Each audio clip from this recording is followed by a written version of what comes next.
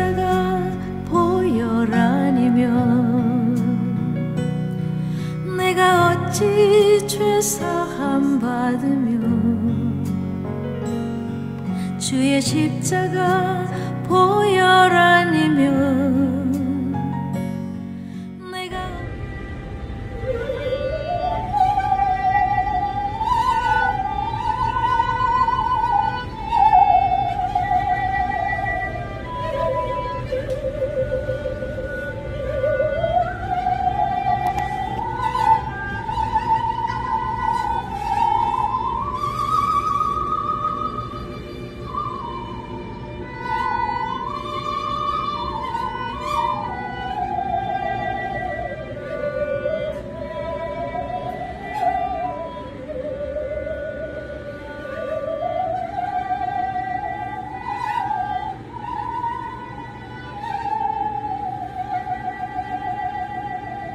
워낙 오시는 강사님들은 마스크를 쓰고 하시나요, 설교를?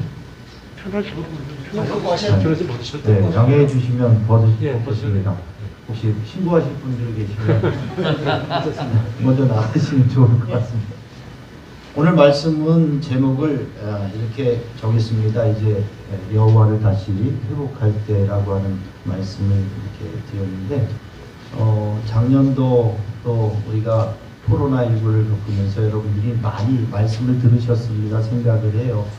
제가 저희 교회에서 설교를 하면서 한번 작년도 2020년도에 가장 많이 사람들이 듣던 말이 어떤 말인가를 저를 나름대로 묵상을 했더니 딱 두 가지 말이 이렇게 나오게 됐어요. 하나가 뭐냐면 코로나 때문에, 그냥 뭘 해도 다 코로나 때문에, 모임도 그렇고 무엇을 하거나 뭘 안 해도 뭐 늦었거나 걸렸거나 다 얘기 나오면 코로나 때문에, 그러면 다른 사람들이 다 이해합니다.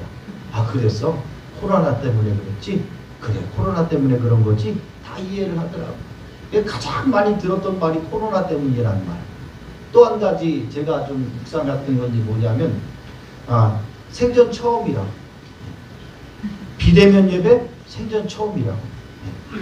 오늘 예배 드리는데 죄송합니다. 예년 같았으면 마스크 이렇게 쓰고 다 예의가 없다고 했을 텐데 지금은 마스크 쓰고 이렇게 생전 처음 예배를 드립니다.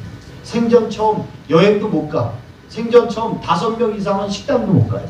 생전 처음 여러분 어디를 가고 어디를 못 가는 거 다 제약을 받습니다.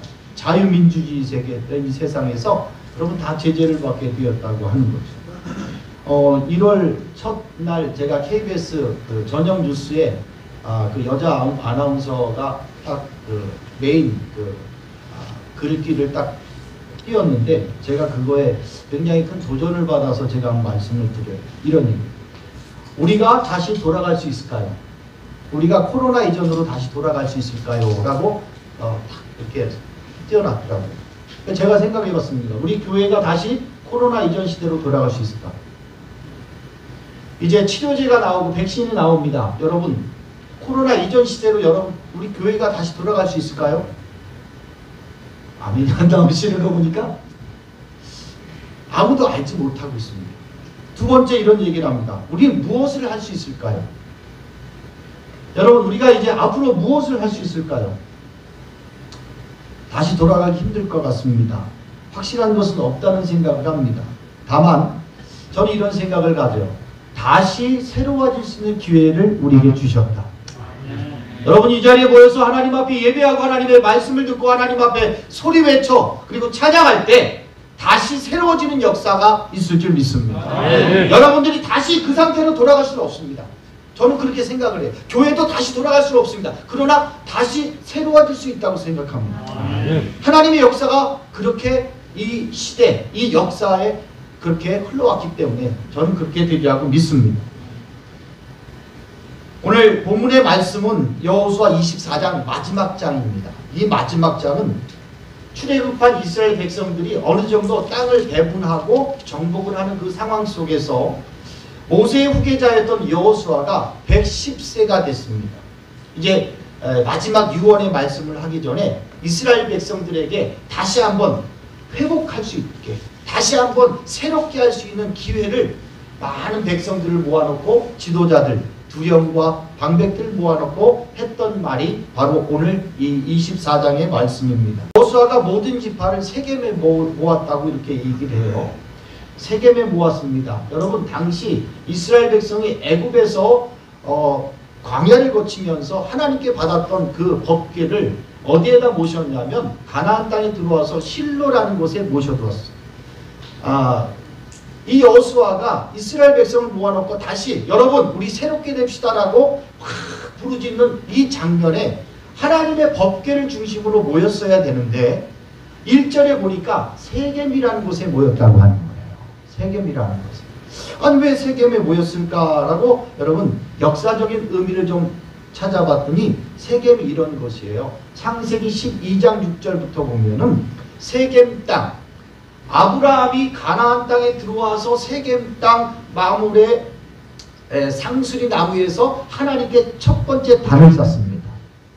어떻게 보면 정말 가나안 땅에 들어와서 제일 먼저 아브라함이 했던 그 장소가 바로 세겜이었다고 하는 거예요.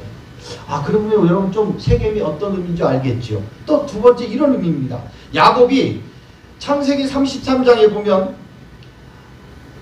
세겜의 하란에서 돌아와서 제일 먼저 이 세겜이라는 곳에서 단을 쌌습니다. 물론 이 하나님이 부르신 곳은 베델이었지만 야곱이 세겜에 머물면서 엘헬로이 이스라엘이라는 뜻으로 하나님 앞에 단을 쌓고 거기서 머물다 보니까 여러분 세겜 족속의 그 추장의 아들이 어떻게 합니까? 딸 디므나를 좀 사고를 치게 되죠. 그때 하나님께 기도하니까 하나님이 야, 너 베델로 올라가라. 그러면서 출발했던 곳이에요. 그러니까 이 세겜이라는 곳이 아브라함도 야곱도 굉장히 역사적인 사건이 있었던 곳입니다. 이스라엘 백성이 애굽을 힘들게 들어와가지고 첫 발을 디뎠던 곳이 바로 세겜 땅이었다고 합니다. 여러분, 오늘 우리가 이곳에 왜 오셔서 하나님 앞에 예배를 드리고 기도를 드리면서 또 이 감람산 기도원을 여러분들이 지키려고 그렇게 애를 쓰시는지, 그런 역사적인 의미가 있는 장소가 바로 이런 이 감람산 기도원. 할렐루야. 여러분, 영적인 세겜이 어디입니까? 바로 오늘 이곳인 줄 믿으시기 바랍니다. 그러면 여러분들이 이곳에 모였다는 것은 하나님이 여러분을 통해서 다시 여호와를 회복하려고 하는 귀한 기회라는 겁니다.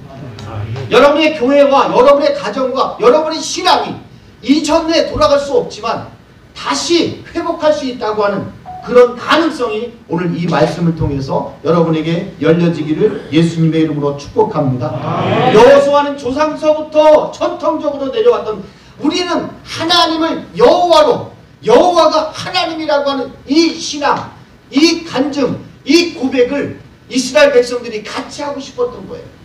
그래서 15절에 말씀하는 겁니다. 오직 나와 내 집은 누구를? 여호와를 섬기겠다. 오직 나와 내 집은 여호와를 섬기겠다. 오늘 여기 오신 여러분들이 다 집안의 가장이고요, 교회에서 큰 어른이십니다. 여러분, 이곳에서 여러분들이 이런 결단과 이런 고백과 이런 찬양과 이런 기도를 하면 하나님이 들으신다고 합니다. 하나님이 여러분을 인정하시는 거고, 하나님이 여러분이 들어주시고, 하나님이 여러분을 회복하시고, 여러분을 통해서 여러분의 가정과 여러분의 교회가 다시 회복될 줄 믿습니다. 여러분, 이곳 감람산 기도원이요, 제가 이렇게 좀 찾아봤더니 구국기도원이라는 거 아시지요? 구국기도원이라는 곳입니다. 여러분, 그래서 이곳에서 하나님 앞에 기도했던 야곱이 베델로 올라가기 위해서 집안 식구들이 가지고 있던 이방 신상, 그 다음에 장신구 다 땅에 묻어버리고 옷을 갈아입었던 장소가 세겜입니다. 오늘 우리에게 영적인 장소가 이곳이라는 거예요. 여러분, 사무엘 시대에 마치 미스바에 모였습니다. 미스바라는 건 망대라는 뜻인데, 미스바라는 곳이 한 곳만 있는 게 아니에요. 망대가 여러 곳에 있었지만 이 사무엘은 이 미스바에 모여서 회개운동을 합니다. 여러분, 영적인 세겜은 바로 이 미스바와 같은 거예요. 여러분, 바벨론에서 돌아온 이스라엘 백성들이 정말 이방인과 통혼합니다. 그리고 그들의 풍습을 따라서 이신 섬기고 저신 섬기고 여러 가지 우상을 섬길 때 자기들의 죄를 통회하면서 하나님 우리가 주님 앞에 다시 섰습니다. 우리를 회복하여 주시옵소서라고 부르짖었던 장소가 예루살렘입니다. 영적인 세겜이 바로 예루살렘인 것처럼 여러분 이 강남산이 그런 장소가 되시길 예수 이름으로 축원합니다. 여러분 장자교단이라고 하는 합동측, 여러분 통합측, 여러분 어떤 기도 불로 하는 순복음, 어떤 장소에 어떤 교단이든 여러분 이 생각을 한 사람이 어디 있어요?